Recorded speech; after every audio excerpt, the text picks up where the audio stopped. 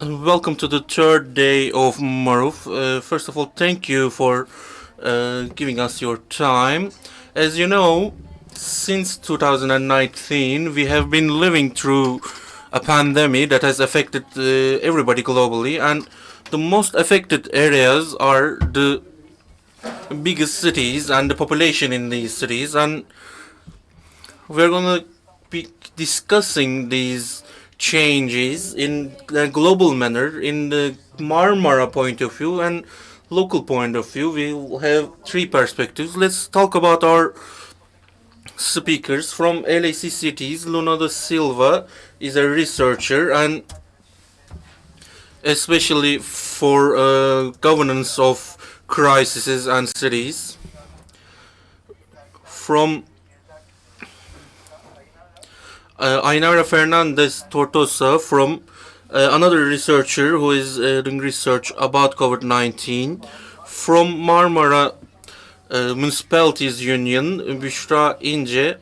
He is the director of job development and she is also working on the data on COVID-19. From Arvina Research Academy, Dr. Erkin Eremez is an academic member and we have been doing a research together and he will be sharing our findings. We will continue with our presentations. If you have questions, please write them into the chat. At the end of the session, for the last 10 minutes, we will try to answer your questions. Thank you very much, and for the introduction. I won't be able to do this in Turkish. We'll have to do it in English. Apologies for that.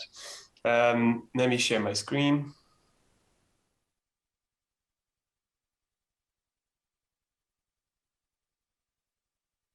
Okay, can I get some fingers up? Yeah, is it working? Great. I'm here today representing LIC cities, although Philip Rode, my colleague, also spoke at the forum already on Friday. But I'm also representing more than the research we've been doing at LIC cities. I'm representing the Emergency Governance Initiative, which is a collaboration between UCLG, Metropolis, and LIC cities. And Ainara is here with me, co-representing this collaborative initiative.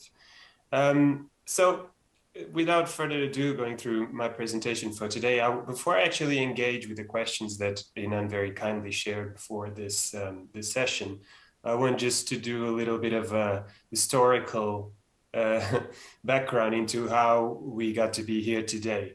So around November 2019 or December 2019, probably, yeah, I think it was just November. We, Philip and I already mentioned, were thinking about a new project, some new ideas to do some research on urban governance, which is my field, my work at LSE, what I specialize on.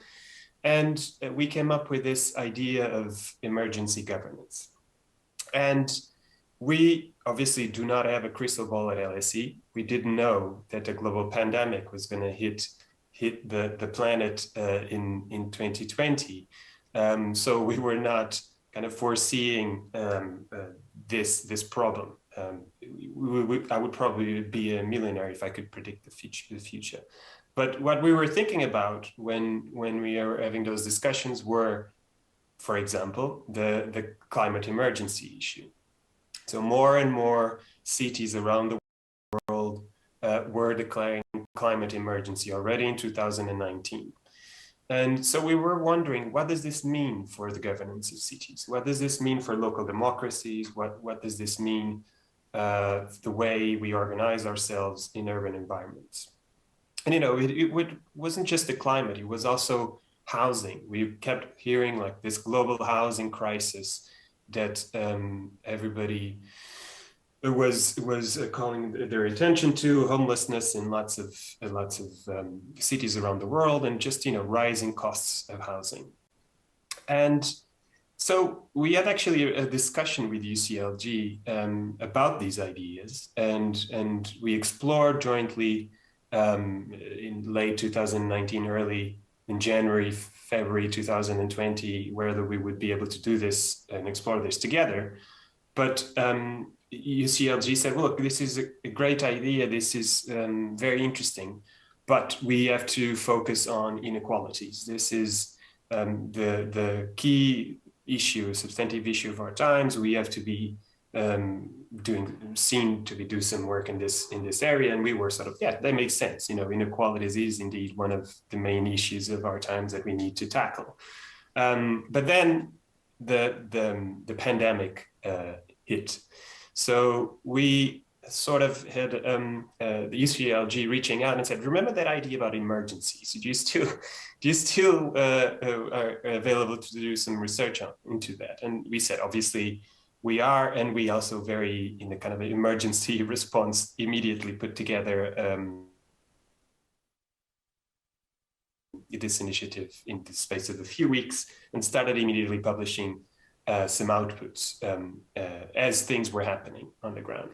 So, like I said, this idea of this emergency governance initiative is around this idea of complex emergency. So it's not to discuss, for example, fires or earthquakes. Those are different kinds of emergencies to the ones that we want to explore through this initiative.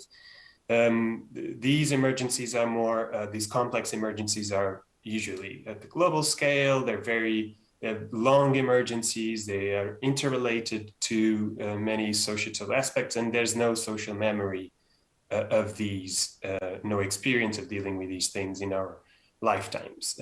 So they are of a different kind.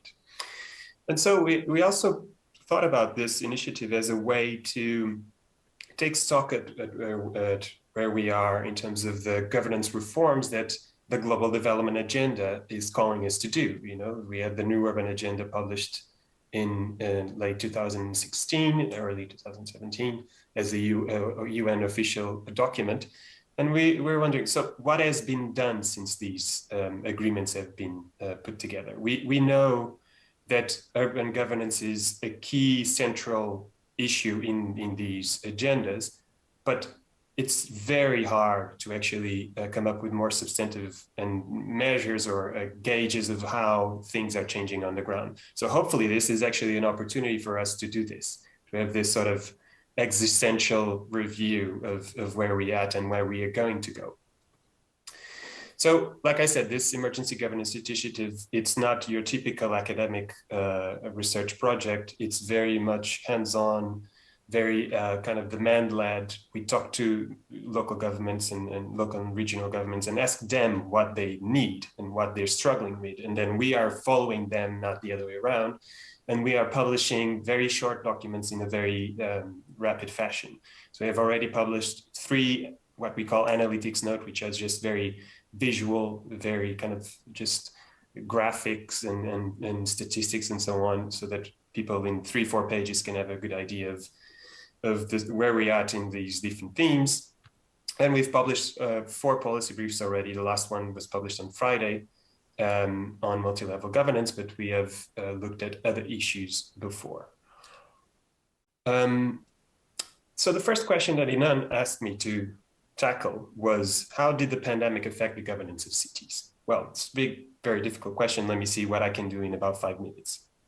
Like I said, all the data that we have and all the little images and graphs and so on that I am showing here, now they all come from some sort of consultation with real cities and people that are working in city governments on the ground, either through surveys, lots of times through interviews, focus groups, and so on and so forth. So we went out initially in this initiative and said, okay, what are the main challenges you're facing now because of the pandemic? You know, think about your political sort of challenges, you know, in terms of democracy, legitimacy, and inclusion. Where are the key things that you're struggling with? And, you know, lack of municipal autonomy and politicization of emergency response were at the top of the concerns, the sort of the political challenges that cities were facing. But interestingly, the most serious challenges were not of this political kind, according to our data. They were more of the administrative kind.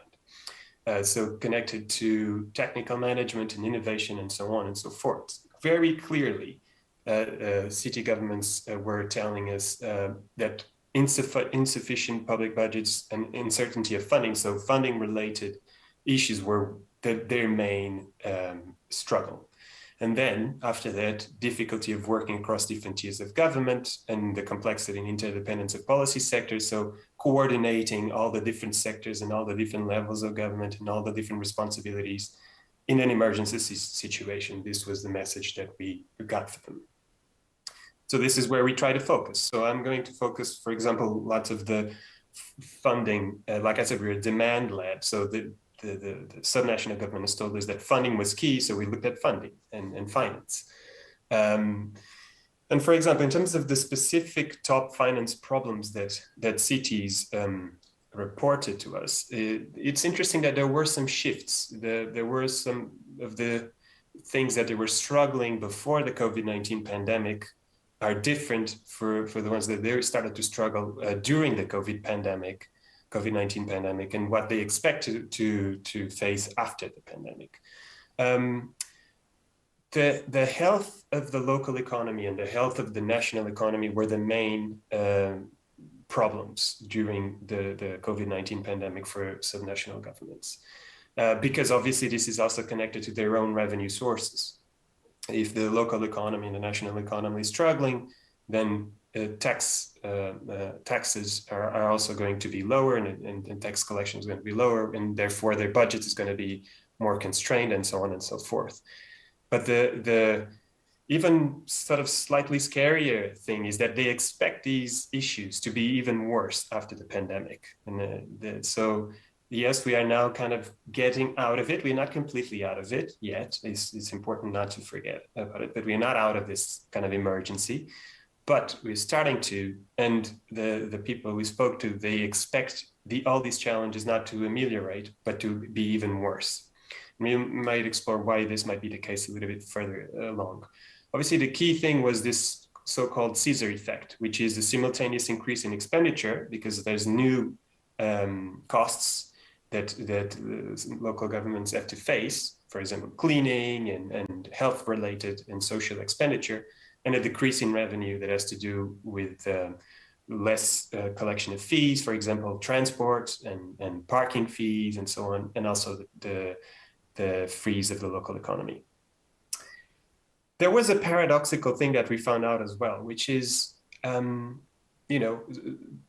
the autonomy of finance, so the amount of own generated revenue that cities have is usually seen as a gauge of financial autonomy, and as a good thing, because then cities can choose what they want to do, where they want to invest, and where they want to apply their funds. But in this pandemic, it was interesting to note that it was the more financially independent subnational governments that may have suffered the higher losses of income.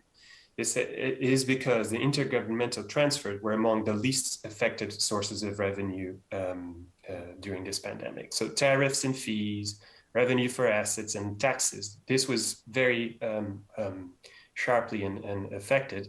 Intergovernmental transfers, they're coming, so the funding and finance coming from higher tiers of government to subnational governments, they were reduced, but not as much. So therefore, the less financially independent subnational governments might have had a less of a struggle to adapt to this new reality. In terms of the distribution of responsibilities, in terms of what levels of government need to fund or finance which policy sectors, we could see that, the typical spatial planning, culture, utilities, infrastructure services are the ones that subnational governments more often have to finance.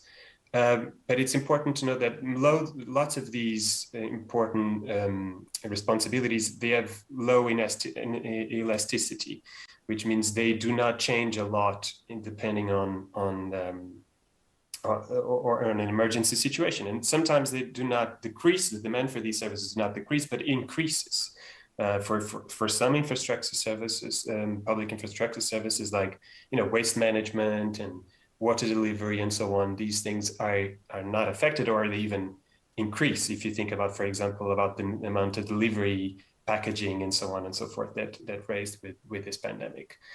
And other very important policy sectors to face this specific crisis, this specific emergency, like health and policing and security, these are typically outside of the scope of subnational governments to fund. But they did have to transfer loads of expenditure from deprioritize some of the typical expenditure lines of subnational governments so that they could funnel some of these funds to expenditure that they didn't usually, in areas that they didn't usually have to do, like health and hygiene and social services and so on. This will have long-term consequences because about a third of the governments we surveyed, 2/3 actually said that they had to stop or pause their capital investments. But one third said they don't see that these things might resume in the future. They might be stopped for a very long time or forever. Others have the hope that they will be able to resume these investments after the pandemic is over. But obviously this will have, together with the fact that lots of perhaps still thinking about the financial crisis of 2008, 2009, where there was this debt, this kind of fixation with the amounts of debt that all governments have. There was not a lot of new debt to face this emergency, which means that these investments are indeed going to be very threatened, infrastructure investments and so on, and renovation of current infrastructure, which is going to have very long-term impacts for the populations. So that was my attempt at the first question. Very quickly on the second question that İnan posed, which is to do with what were the key findings and lessons for post-pandemic urban governance. Well, in terms of innovations that we are observing on the ground, the key areas of innovations were around authority and leadership, cooperation and collaboration across key stakeholders, and information technology and data management. This is, for example, the contact tracing stuff, all of a sudden, all of these new apps and these new ways of trying to trace, where the virus is and what should we close, what should we open, and so forth, and so on and so forth. But the areas where cities are and subnational governments are innovating are not necessarily the ones that have higher demand for information and higher appetite for innovation. Sometimes the overlap is okay in terms of how much they need it and how much innovation is elsewhere that maybe they can draw on, like I said, information technology and data management, somewhat decent overlap. But on finance and resources, for example, there's way more demand than examples out there of innovations. And the same can be said about coordination and integration, cooperation across key stakeholders, and public participation and inclusion, for example. So again, our initiatives try to focus on these topics. So we had various, more in-depth case studies and stories that we have and examples that we provide in our policy briefs, for example, featuring the case of Barcelona, their pact for Barcelona, that was a process of trying to bring all stakeholders, including citizens, into this decision making instead of just using that typical kind of almost military approach to this sort of emergency where there's one deciding body and because we need to make these decisions quickly. Barcelona was able to actually bring people in to make those very difficult decisions, also in a fast moving way. In Bogota, similar to co-production of responses, this was more about sharing of information and creating trust. So perhaps not necessarily doing the solutions together, but at least informing each other, being truthful with each other all the time. Because even it's not enough to make these decisions and to try to implement them and to have people following what your strategy is. You need to take them on board, and they need to feel like they're heard and like they are cared for, and that their opinions are important. In Gauteng, the example was around multi-level governance, because we spoke to the provincial government, and they were working very closely with the metropolitan government and also the national government, and they were able to do this, putting politics aside for a while, and so we are featuring that example there as well. And so was the huge system that they have in place, where they used big data to immediately kind of isolate hotspots of virus and so on and so forth. And we also feature this example. And then we had loads of lessons from the finance work, but I want to focus around the keywords which go beyond the finance and the funding area. The first word I would like to mention, or to maybe pass the message on to the rest of the group, is the autonomy to take action. So this also involves a certain level of trusting in subnational governments, and in enabling subnational governments to make their own decisions, come up with their own strategies, and always keeping in mind they are the ones that have a much better grasp of the realities on the ground. So again, in our policy, we provide loads of examples for to provide increased autonomy of decision and increased autonomy of financing, putting some backing these decisions with finance on our policy brief. Second keyword is flexibility. Lots of rigid rules are in place for, let's call them normal times, that during emergency times make it very difficult to adjust to the reality. So again, these ring-fenced spending and so on and so forth do provide a rigidity to what subnational governments can do. And perhaps this should be revised and should be thought over again, so that more flexibility exists during an emergency time. Again, a few resources available in our publications. The third word is stability to weather uncertainty. So clear division of responsibilities, pre-established frameworks, and a kind of stable levels of income, even during emergencies, will allow decision makers to have a much better a better sense, a better ability to act on the ground. And the final word, perhaps the most important one, is solidarity. So solidarity, not just with citizens, which ultimately are what matter the most, and sometimes we forget about it, but solidarity across all levels of government and solidarity across all sectors. And we mustn't forget that these emergencies, these problems usually, almost always disproportionately affect the most vulnerable members of society. And we can again respond to this with austerity, or we can respond this and take this as an opportunity to do things and think about things differently. And perhaps we can start making reforms that will allow us to deal with this emergency, but also with other emergencies that are knocking at the door, like the climate emergency, like the housing emergency, like I mentioned briefly. So again, lots of resources are already available out there and coming up more and more. And we point out to this very important source of knowledge for these trying times. And thank you so much for your attention. I think I might have spoken for a little bit longer than I intended to. And for the last question that Inan posed, I'm going to go to Ainara, because we colluded a bit before this session. So she was going to tackle the third question that Inan posed, and I'm going to stop sharing my screen. Thank you very much. Çok teşekkürler Nuno. Ainara'ya sözü vermeden önce. Thank you very much, Nuno. Before giving the stage to Ainara, I think your learning process is very valuable, and I think Ainara is specifically going to talk about what should we do. And thank you very much, Nuno.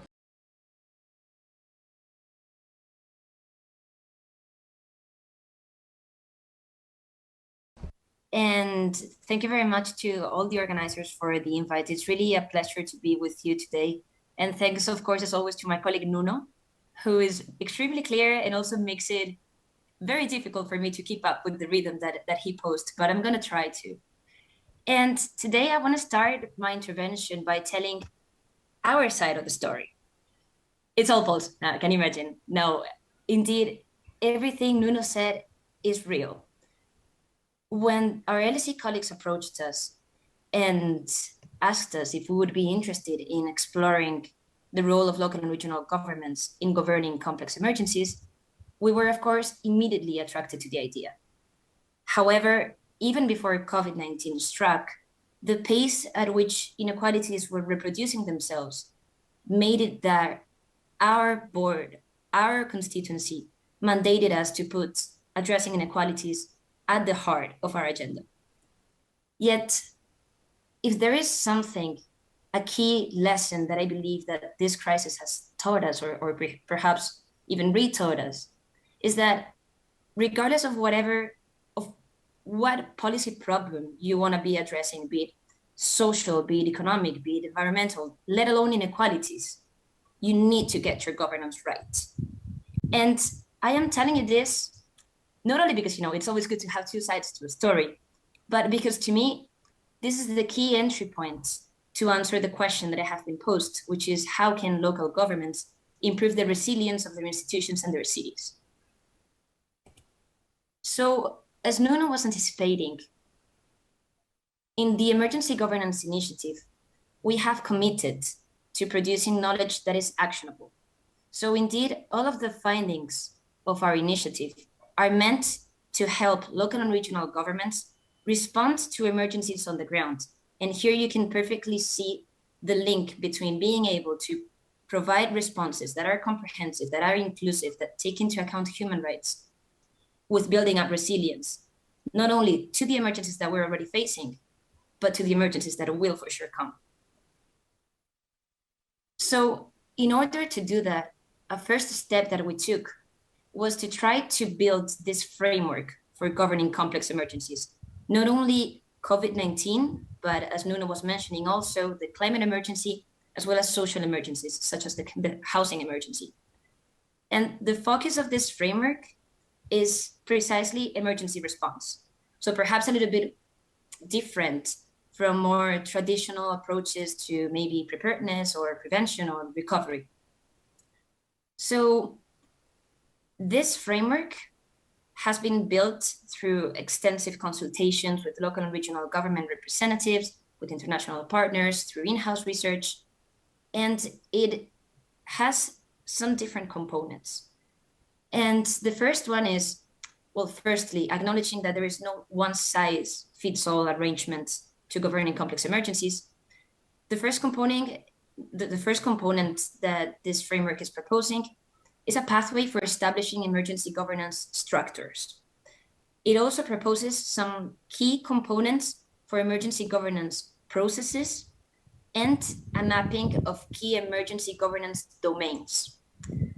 And to me, very importantly, this framework also proposes a key set of principles for governing complex emergencies. And in order to answer the question, I'm going to focus precisely on these principles. And the reason is because I think that it is very important that we acknowledge that emergency modes are problematic.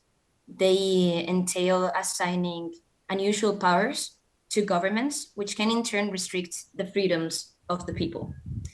And if you do not recognize this in the design of your emergency governance arrangements, then you can end up posing considerable risks to democracy and to social inclusion, and therefore hinder any efforts to build up resilience in the longer run. So in the interest of time, I'm not going to go in depth into all of these principles, but I do want to give you a brief overview of what these principles are speaking to. So firstly, it is really important that emergency governance requires government to be in the driving seat, but also that it is stressed once and once again that human rights and social justice require the utmost attention when responding to emergencies. Governing complex emergencies also requires new forms of democratic legitimacy. It requires governing by empathy, as opposed to more command and control approaches to governance, since it is really required to ensure collaboration, co-creation, and caring. It's really necessary that these notions are put at the heart of how responses to emergencies are being constructed. It is also essential to tell the truth and acknowledge the scale of problems. And it's also very, very important to embrace a systems approach that moves away from more sectoral perspectives and governance approaches. Multi-level emergency governance is something that should be paid a very, very particular attention, and I'll pick up on this a little bit later. And it's also really important to acknowledge that differentiating between planning and implementation roles is a really important thing to do, as perhaps moving away from establishing this equivalence between the national level as being the strategic roles and then the local and regional governments as being the implementers of a nationally determined strategy. So all of these principles have been, as I told you, tested extensively with the UCLG and the Metropolis constituency and the local and regional governments representatives that are part of our organizations. And the one principle that I want to go in depth today is the principle that relates to multi-level governance. Why? Because as the COVID-19 crisis has shown, as well as the climate crisis or social crisis, what these crises are actually telling us is that we need to admit that there is no single level of government that can address complex emergencies alone. And it has been also demonstrated that there are two crucial factors to governance, which are the shifting of powers, so the distribution of powers between different levels of government, and the coordination of responses. And that getting these factors right makes a huge difference. It makes a fundamental difference in the way that we are able to respond to emergencies. As my colleague Nuno was mentioning before, unfortunately, the demand for knowledge on these fields largely exceeds the amount of innovation that is happening in this respect. It's also really important to focus on getting effective multi-level emergency governance right, because multi-level governance is actually the only alternative that we know to either excessive recentralization or territorial fragmentation resulting from emergency responses. And it is also very important to bear in mind that these fixtures that come out of emergency responses, they can also live into the future and thus hinder any resilience building exercises that want to be put in place. So in order for effective multi-level emergency governance to be able to be this alternative to recentralization and fragmentation, it needs to be able to ensure adaptive and agile responses to complex emergencies. And by adaptive, what we mean is it needs to be able to allow productive learning from conflicts and from tensions that arise between levels of government. And it also needs to have this tolerance for apparent paradox, such as having recentralization and decentralization occurring at the same time when we're responding to an emergency. And when we say agile, what we mean is perhaps move away from this slower plan-based approach to implementing interventions to an approach that is based on drawing an initial plan and then being able to have this virtuous cycle of learning on a continual basis based on the latest information available. So we have looked in particular into coordination mechanisms, and we have put together this framework that summarizes some of the most prominent coordination mechanisms that are put in place to respond to the COVID-19 emergency, but also drawing lessons from how our governments are responding to the climate emergency and to social emergencies. And we have also paid special attention to the way in which different priorities are identified across jurisdictions, that's saying the different challenges faced by different cities and regions across a whole country, the way in which these are aggregated and then communicated to the national level, and how these are or not taken into account by the national level. And this is really important also in terms of looking at how to increase resilience, because the extent to which local and regional governments are able to effectively aggregate response priorities in a meaningful way, and then are able to communicate these priorities to the national level, and then these priorities be taken into account. This precisely enables what I was talking about before. It enables to provide agile and adaptive responses to crisis. So we have developed this sort of a spectrum in terms of access and input in relation to national level decision making when it comes to emergency responses. And what we have found is that we can sort of identify four main types, ranging from a very formal and institutionalized type of access and inputs, which would be local and regional governments having access to emergency cabinets, and which is very rare. And then we're moving down the spectrum towards more informal and more ad hoc types of access and input. Type B, for instance, we have found to be more common than type A, and it entails local and regional governments being able to provide input via emergency committees. Type C, we have found to be the most common form of access and input types.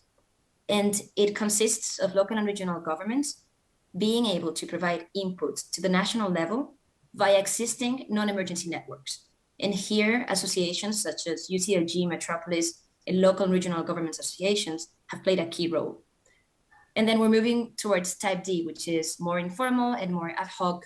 And it's, for instance, local and regional governments being very open in the media about their challenges for national governments to take them into account. So all of these different pieces of information have helped us propose recommendations, concrete recommendations to operationalize the 6 principles out of the 10 principles that I introduced before that are key to multi-level emergency governance. And I'm not going to go over them. As Nuno said, Policy Brief 4 was published last Friday, and you can find them there, and you can elaborate, they're more elaborate, and you can find more details about them.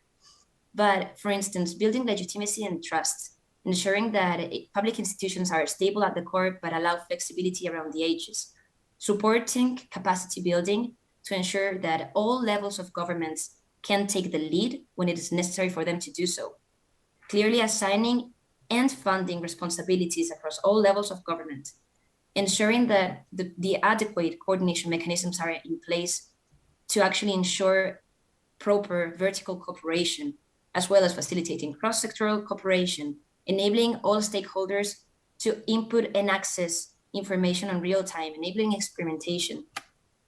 These are crucial. So are, for instance, putting in place these coordination mechanisms to facilitate bottom-up coordination, mainstreaming gender-sensitive and inclusive governance approaches, and really defining this strategic decision-making access and input that is available to local and regional governments. These are essential recommendations that we believe can have a large potential in triggering a change in the way that we're able to respond to emergencies, and therefore can help us think about building resilience to the consequences of the emergencies that we're already facing, but also to help us be better prepared for new emergencies and also the coupling of the emergencies. So I'm going to leave it there.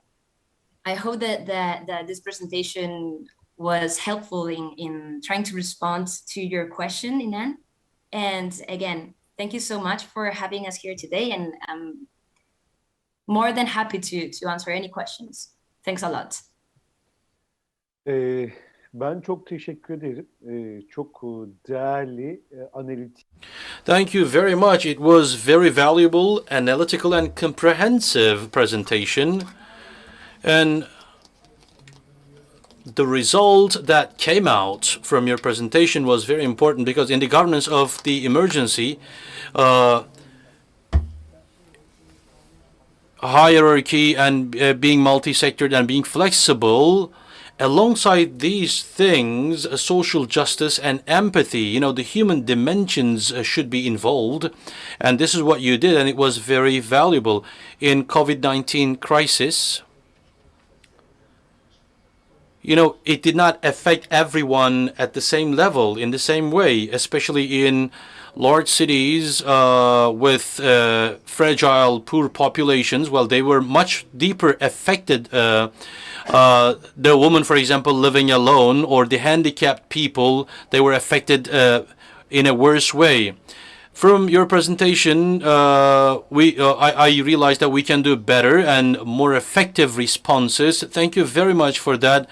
And without further say, I'd like to give the floor to Ms. Bishra. Once again, thank you very much. If you have any questions, please put them in the chat box. We will dedicate the last 10 minutes to Q&A. Thank you very much, Mr. İlhan. I'm going to be sharing my presentation very briefly, and then afterwards we can move on with a Q&A session, or I can try and respond to your questions.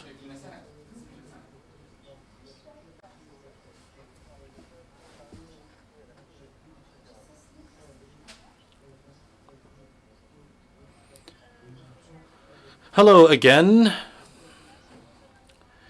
Once the COVID broke out, as Marmara Municipality Union and its subsidiary companies, we organized a joint study, and we looked into how the municipalities reacted to crisis, and we looked into the implementations of the local administrations.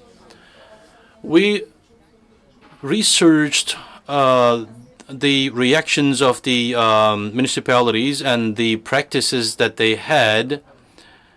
Doing that, we wanted to create a database on the issue, and then we have an open data portal as Marmara Municipality Union, so you can access the details of the data set that we create under the title of disaster management. So this was the first data set that we shared. The research that we conducted, let me tell you that much. This is the word cloud, and they consist of the words that are shared by the municipalities. The largest ones are the most frequently used ones, disinfection, coronavirus, mask, are the most popular words. So this is the second leg of the study. The first leg was data collection and presenting it to people. And the third leg is analyzing the data and presenting the decision maker a data set. So creating a framework, we had certain restrictions. One of them was temporal limitations, and we identified that the timing of the study. We started on March 11. That was the first COVID case in Turkey, and June 2021 was basically the end date. And between these two dates, the local governments conducted a lot of work on coronavirus. And in spatial terms, according to the Turkey regional statistics, we accepted the third level. What does that mean? In the cities of Istanbul, Tekirdağ, Kırklareli, Balıkesir, Çanakkale, Bursa, Eskişehir, Bilecik, Kocaeli, Sakarya, Düzce, Bolu, and Yalova, these are the cities that were involved in this study, and we looked into these activities of the municipalities here. When adding this study into the overall study, we related them with 15 themes, and we didn't take every activity conducted by the municipalities, and we only used the activities that they declared on the official website. One of the biggest difficulties that municipalities faced during pandemic was the issue of communication. An unprecedented disease it was, and we didn't know how to cope with that, how to treat that. And about that, there was a lot of rumors, a lot of false information circulating across the society. So informing the public with the right information, well, the municipalities ran communication campaigns to this end, and they used their own channels very actively. In this regard, why would the communication be a key point here?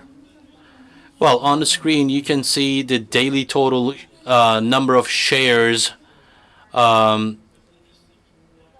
is aggregate number of all the municipalities that I mentioned.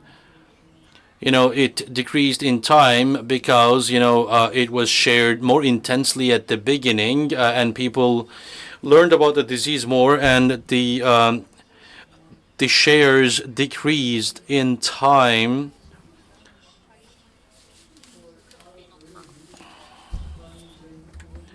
So the informing costs of the municipalities does not decrease in time. At the beginning, COVID was basically about 100% of the costs of these municipalities, but as of now, they went down to 30–40%.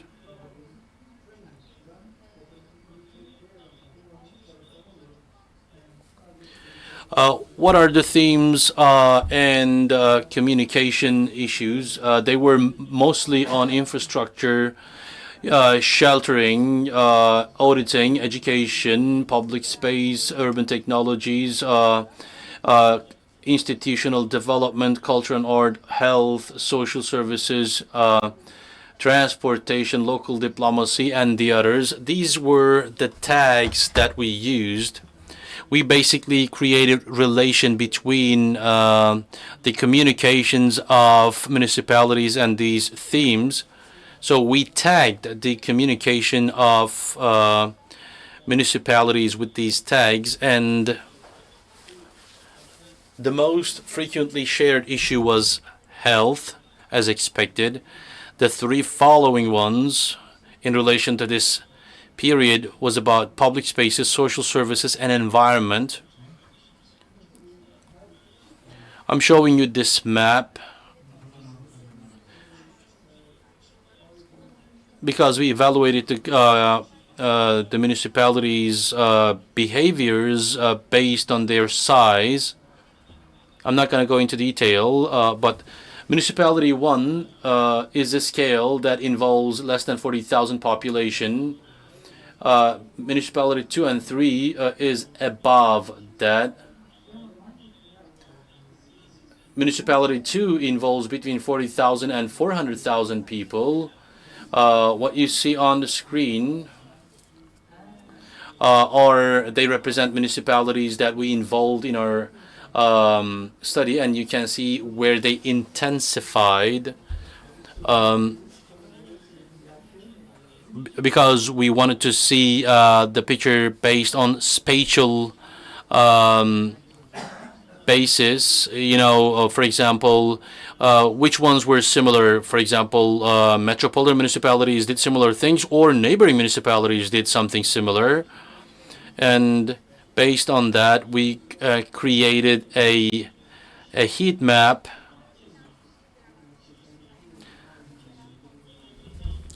so rather than comparing local development and local diplomacy, we can look into transportation and mobility theme, and this is social services theme, and this is health theme.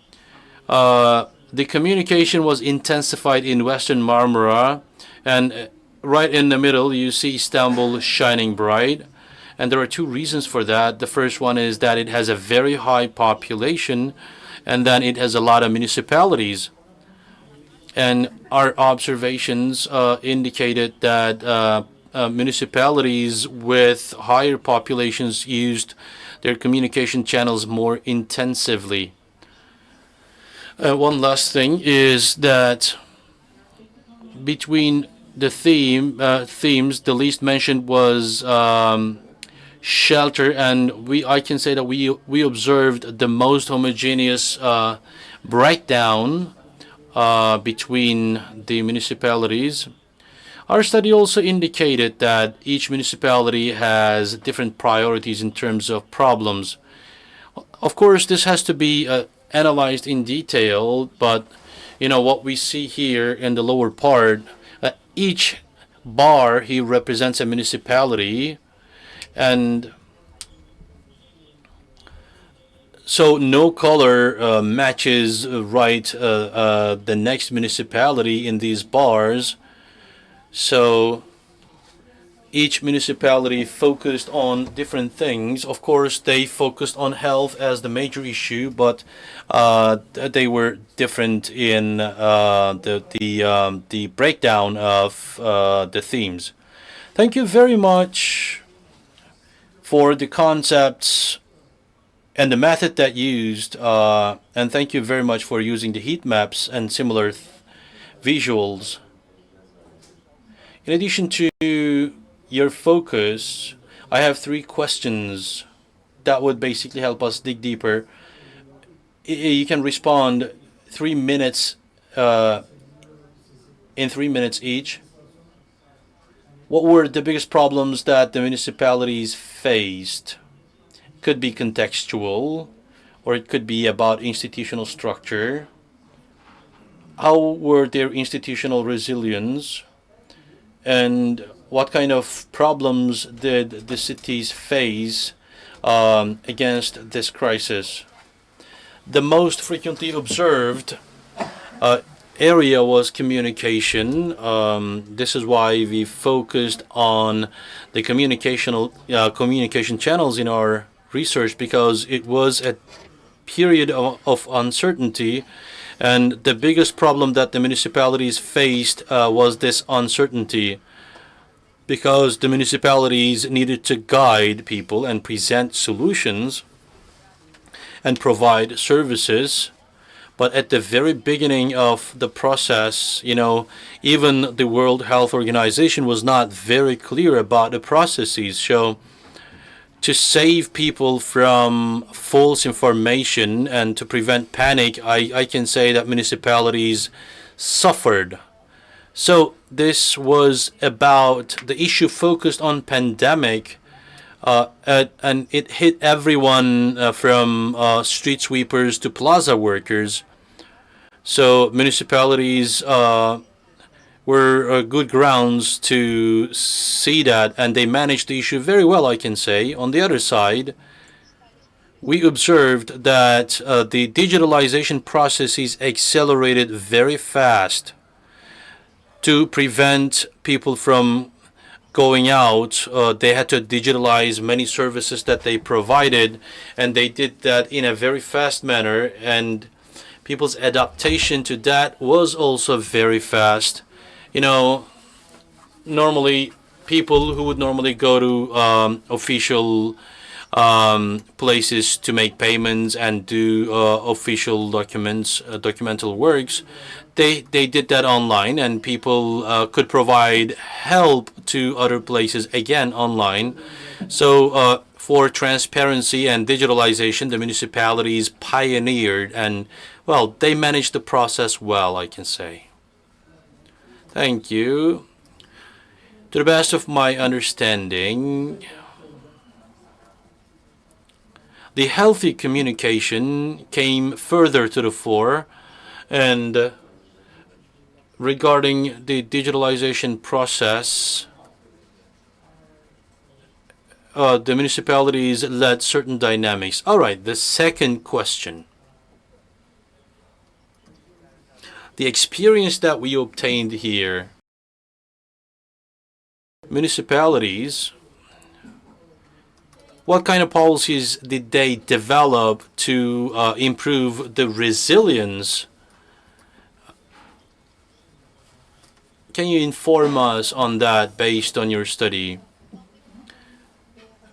Well, since COVID-19 broke out, we had a lot of disasters. We had earthquake, we had a lot of forest fires, and they followed each other basically, and the general approach is the crisis management, but it should actually be risk management. We also had mucilage in this period. We should reconsider our response in the form of risk management rather than the crisis management. On the face of disasters, you know, the municipality law, it regulates, I think it was the law number 53 on disasters. The law basically keeps the municipalities responsible for disaster response. So some municipalities publish their work on resilience, on disasters. Such studies are being conducted, but they involve the things that we know, like earthquake, fire, and they involve the measurements and precautions against them. But, you know, like until 2 years ago, nobody considered a pandemic. So this basically, we got caught on unprepared points, let me tell you that much. And of course, the climate change affected that as well. Unprecedented fires took place, mucilages took place. So I believe risk management should be taken to the fore. And as I said at the beginning, you know, the prioritizations of different municipalities are different. So I cannot really identify, you know, points that the local governments, municipalities should do this and that. Let me end with this. Upon these disasters, for all the local governments, or all municipalities, in the coming period, we can see like model works because we started thinking outside the box already. So you touched upon issues that were mentioned by Nuno and Ariana, and you know, in disaster management, you know, the understanding, the concept of future-proof is important. So we should transition into a proactive attitude rather than reactive one. So as an academic, you know, risk governance came to the fore. I can tell you that much. But for that, we have to identify and invest in these areas. So the first priority is basically risk governance. You said something like that, and it was very correct, because there could be other risks that we cannot estimate now. Prioritization should be based on space and institutions, so it should be customized on spatial and institutional basis. There's no one-cut solution that fits everyone, so we need an approach that is tailor-made. And from this point on, I can basically state that you know, original, flexible, and effective risk management policies are needed. For example, Istanbul Metropolitan Municipality could prioritize earthquake, but Muğla or Antalya could prioritize forest fires, for example. Coming to the last question, at this point, as far as you can see in concrete terms, as pointed out by COVID-19 pandemic, what did you see as areas of priority? You mentioned communication,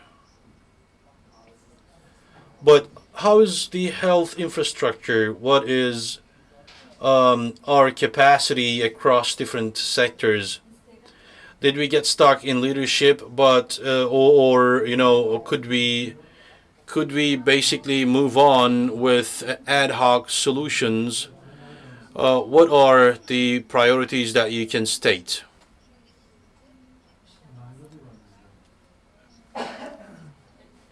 Turkey has exhibited a certain level of readiness in terms of crisis because we are used to crises. Our hospitals, well, our intensive care units were not filled all that quick, or our doctors were used to seeing a lot of doctors on the same day, but within the institution, they create solutions, but considering a higher scale, it is a different story. As Ayam mentioned, I believe we could not find certain solutions that fast. All right, Miss Bishra, thank you very much. And we use time very effectively. And with that, I'd like to give the floor to Dr. Erkin Erimez. At 2 districts in Istanbul, he's going to share lessons learned from the research in 2 districts. Thank you very much, Mr. İlhan. I'm going to be sharing my presentation now.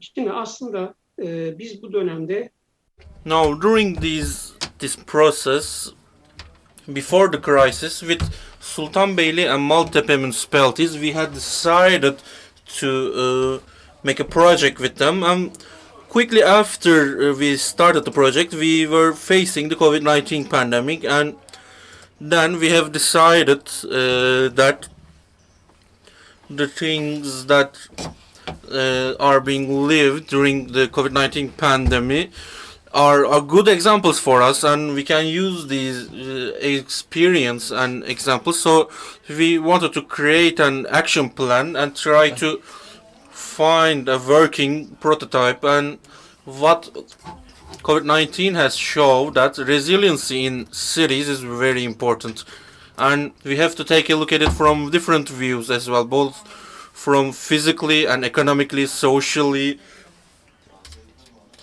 As our friends also said, that our panelists also said, there are a lot of problems, and these problems are not going to be solved just by isolating.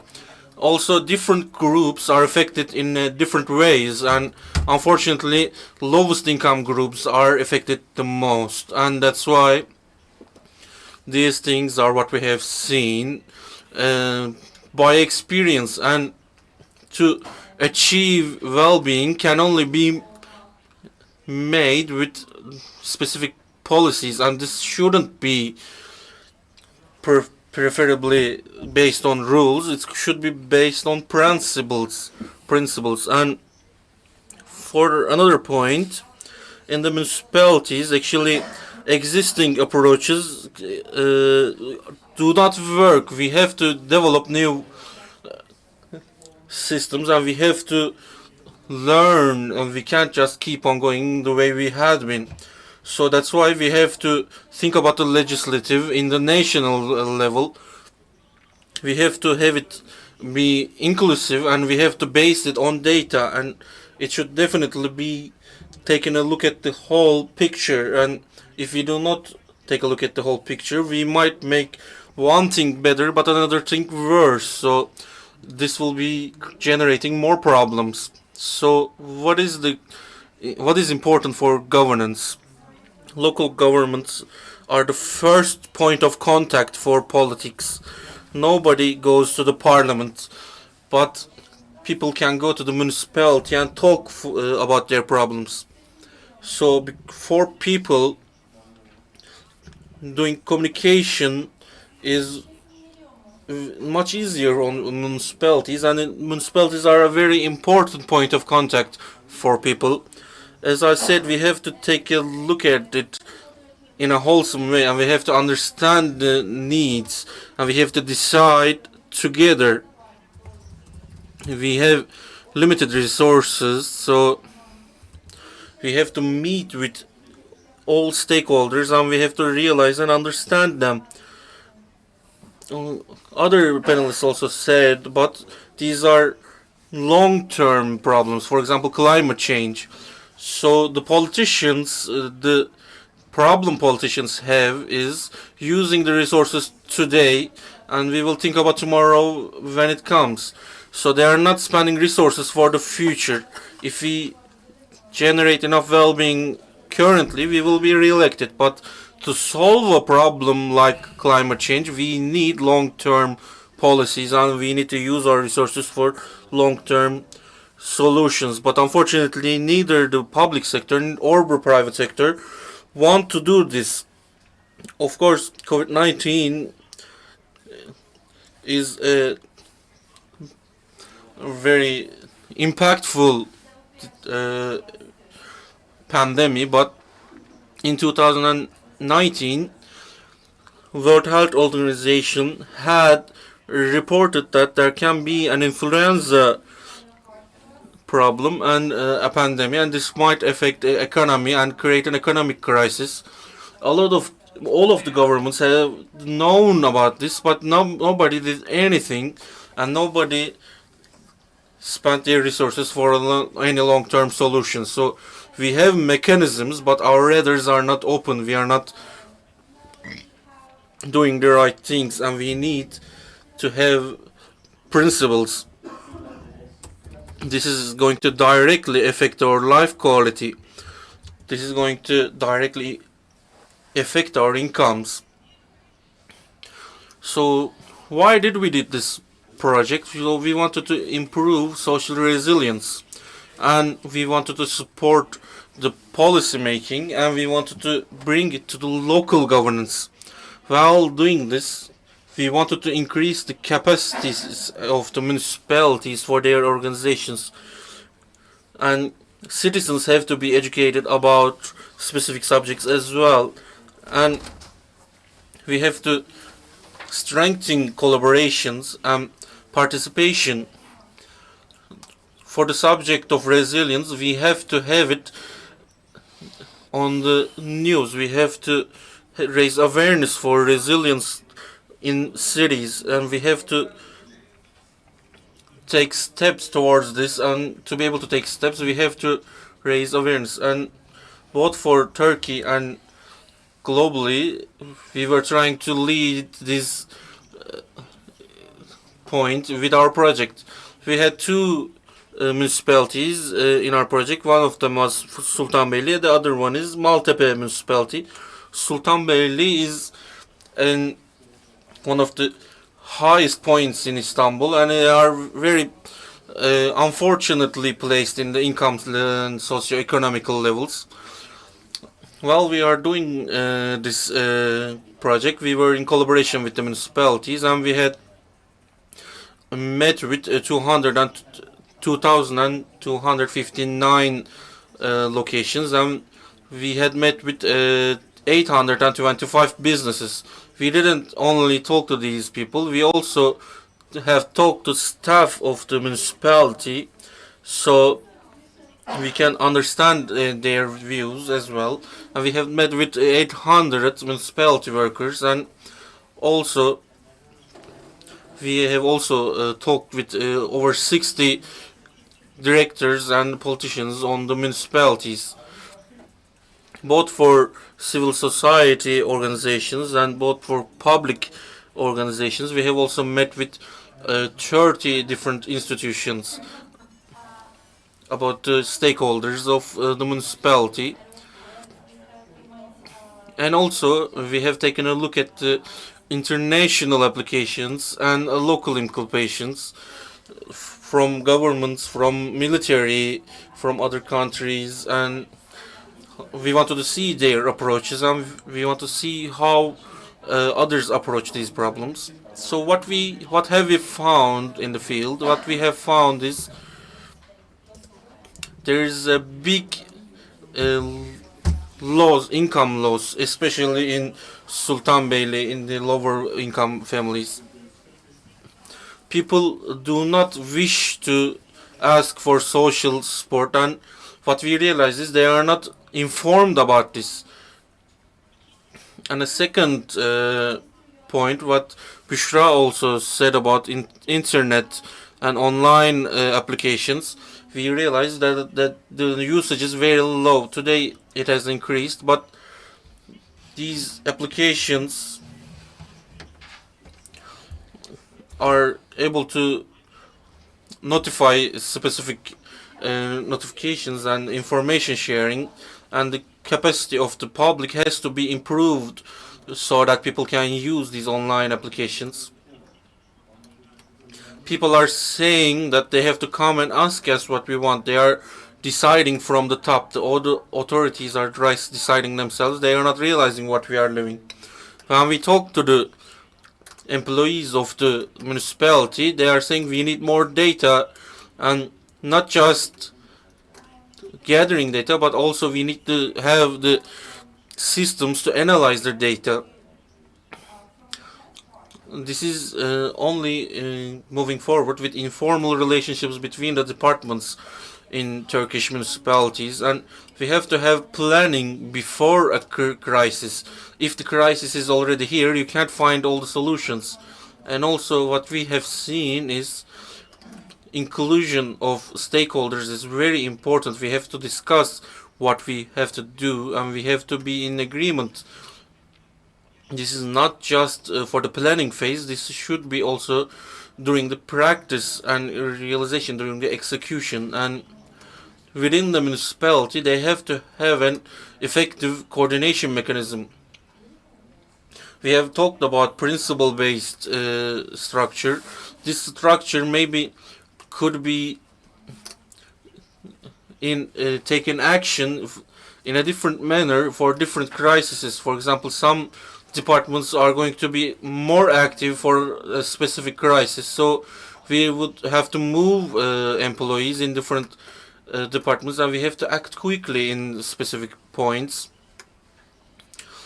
Outside stakeholders are usually talking about a coordination mechanism even on top of the municipality. We have to have an even more effective data sharing and information sharing. Unfortunately, in Turkey, if you take a look at the OECD data, we need to improve on our data and information sharing, and we need to have the civil society organizations in collaboration, because they might help with solutions with their volunteer efforts and as well as other efforts. Now, after all this, we have sit down with the municipalities and we try to create a model. We have to start working before the crisis, but this has to be dependent on an analysis. Which risk do I have? I have to understand that first, and after that, what are the effects that these risks can have on me, and which kind of structures should I have? We have to have flexible structures, we have to have specific structures and differences in structures for different crises.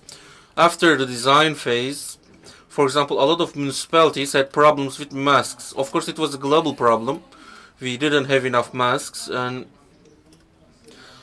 following that, we have to execute quickly and we have to be ready. From the area, from the region, from the government, from the national government, we have to get data from all of them, and we have to be flexible to act on that data. On the third point, as other panelists also said, crises are not short-term anymore. These are going to be the long-term crises. The income loss, for example, will not be alleviated quickly. Everybody thought it will solve itself quickly, but this is not the case. Even today, in a lot of industries, economic movement is not increasing, and some professions are experiencing serious changes. Some professions are being lost, and now other new professions are being created quickly, and the structures that are being put in place by these changes, we have to be realizing them and reacting to them at the worst. So we have to have national planning, and we have to have collaboration systems. Collaboration helps us find solutions. We have to have collaborations in a constant manner. We are not going to just collaborate on a point of crisis. We have to come together. We have to find solutions together, and we have to include everybody in the decision-making system, and we need a mechanism to provide all this, because what we have seen is public trust on municipality can only be achieved by being open. In OECD, they are talking about open government initiative, and this should also be applied to local governments as well. As I've said before, I'm going to quickly go over that. There isn't one risk. We have to think about all the risks. Climate change is very important for us. There are a lot of impacts. Extreme heat during the summer months. This actually is affecting city planning as well. For example, air movement throughout the city, and extreme showers in winter months. We need to improve our infrastructures to be able to be resilient for these things. These are all of these things are requiring big resources, and we have to plan them, and we have to be flexible while planning them as well. Of course, the core subject is the decision makers on top of the system has to be aware and has to have effective decision making process. But at that point, how the resources should be used and how the resources should be governed should be also discussed, and also we have to govern different state levels and governance levels, and they have to be in line with each other and collaborate with each other. Of course, to be able to realize all these during the process, we have to educate people quickly, because maybe during, maybe before the crisis, because two things are critical. People who are working at the municipality should be able to help other departments in case of need. And in such crisis, when we'll say the crisis A, you will have to move to this area, and the crisis B, you will have to move to this department. So lifelong education is the reality here, and we have to be able to do this. And also we have to educate citizens about these plans, and we are going to have to be able to take action quickly. When the crisis plan, action plan has started, we all have to be ready. For example, people living in an area should have the information they need to what to do. We have to constantly analyze the data, because the data we acquire during the crisis are showing if our assumptions are correct or not. So we are going to have an application system, and we have also created an action plan, and we are saying that we have to have these crisis plans included in the governance system. We have to take a look at the past plans, and we have to take a look at if we need to improve on them or not. With our plan, we are saying that it needs to be updated. I'm going to quickly go over this. What I want to say is, currently the resilient city idea all around the world is saying these are we when we were talking about resilience, we were talking about going back to normal, but currently this is not the case. From the lessons that we learned, we realized that we have to reach another level for our applications and for our work. Then we need to take a step further even. In case we face a similar crisis, we should be able to react quickly, and we have to be prepared for all the crises. While doing this, we have to be reminded, and we have to be realizing that the effects will be long term. crises are not in the short term anymore. Let's think about the COVID pandemic. For example, in New Zealand, the COVID pandemic has had finished. In Korea, they had solved it, but because it was continuing all around the world, they again get infected for a second time. In the first wave, Korea had great response, but in the second wave, they weren't that positive and they had some problems. So we have to make learning the part of the lives, and data is the most critical thing here. And thinking in an integrated way and collaborating is very important, and something that we have to think about while planning. We should also have a perspective to analyze the effects of our actions and also effects of the crisis. We have to improve the capacities, but before improving the capacities, we cannot have solutions for these crises. Thank you very much for listening to me.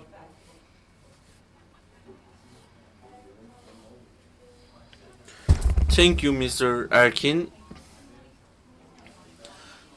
I mean,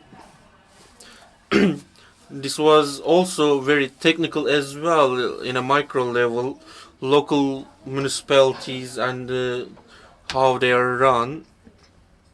You have given us a perspective, thank you.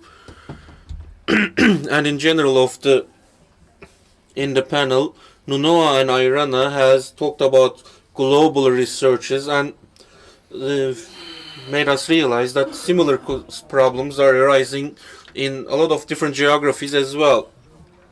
And also Irana said that we are living in the age of crises, and these crises there are a lot of crises. We have economical, ecological, social crises, local crises like housing problems or different emergencies. We are going through a time of crises, and for example, a lot of places all around the world had forest fires, and what we realize is resilience is very important, and the local policies, national policies, city policies had to be revised to be able to resilient, because we had emergency management until now. A risk will happen, then we will answer and react. This is a very reactive approach, and it is not a smart, it's an unsmart effect. And what we realize from these is, if we were also to think about social inequality, our policies for resiliencies has to be a priority in Turkey and in the world as well. For example, in Marmara region for Istanbul, we have to go down to the neighborhoods, and we have to include everybody on every neighborhood, and we have to take a look at it. If we need data, of course data is very important, but we also need to think about individuals. For example, housewives had experienced violence in the pandemic as well, and this is another problem. We need to have macro policies to be able to solve these. We don't have any questions in our chat. I think we have answered everything people think about. So I have one question myself to use our final minutes to achieve a macro policy to realize the resiliency in cities. Instead of having a reactive system, having a resilient systems with our 17 goals, what can we do from the local governments to realize the resilience policies? I'm going to go to Nuno for this. Can I hear your mind about do you agree with the idea, and what kind of an approach would you say we should try? There's no approach. I don't think that no one approach, unless you accept an answer of like being a flexible or tailor-made approach to each place. But I guess that's basically avoiding the question. I think that there's a certain degree of ideology embedded in any answer to this question. It's not just a technical answer. You know, I cannot give you, oh, well, academia or research shows this or that. There's a certain level of normative values attached to it that you cannot avoid. In my case, so I would just disclaim it saying that democracy has to play a key role as part of that. So so having institutions that are democratic and that retain the trust of the people, it will be key, and that is something that needs to be protected, because once the public loses its trust on the institutions, then it takes a very long time to rebuild that trust. So I think, you know, political parties and politicians and the political class needs to really rethink the way that they operate. They need to, the way they select their candidates and so forth, for sure.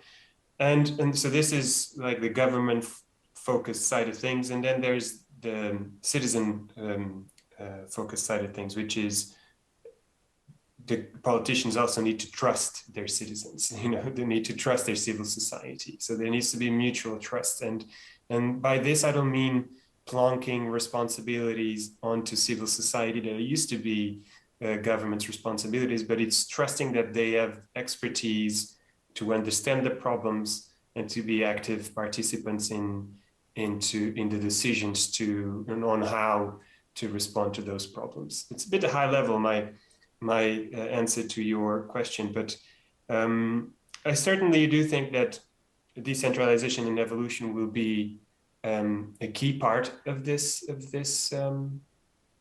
making our institutions, our governments more resilient, and governments in general across all levels, so that they are as close as possible to the citizen and they keep on being the key entities in our societies to kind of coordinate us all and keep us together and civilized and so on and so forth. So I don't know, this is what it pops to mind immediately as being presented that question without having a little bit of time to think about it. Okay, thank you very much. We've got 2 minutes left, actually. If I can quickly get some recommendations from Ainara and the other speakers, that will be great. Maybe just 30 seconds, Ainara. Anything that you think that we can further, as you, I mean, you are working for UCLG, the main institutions for local governments, how we can further this agenda of urban resilience governance or urban risk governance agenda and make it like a meta-political kind of issue.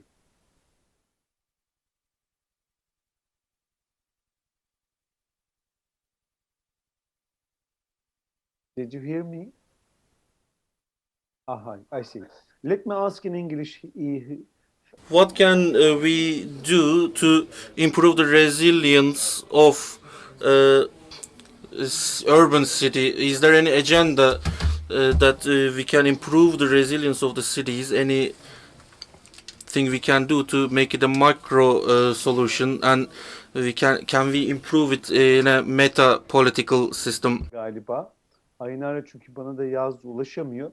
Neyse ben çok fazla zorlamayacağım. Okay, I am not going to move on. I am sorry, I think Ainara is not able to hear me. I am not going to be able to continue speaking because we are, I think, out of time. It was a very fun session. Hopefully you all had fun listening as well. In the following time, our societies and organizations hopefully will be able to achieve a more sustainable society for all the people in all of the classes and socio-economical levels. Thank you very much for giving us your time. See you later.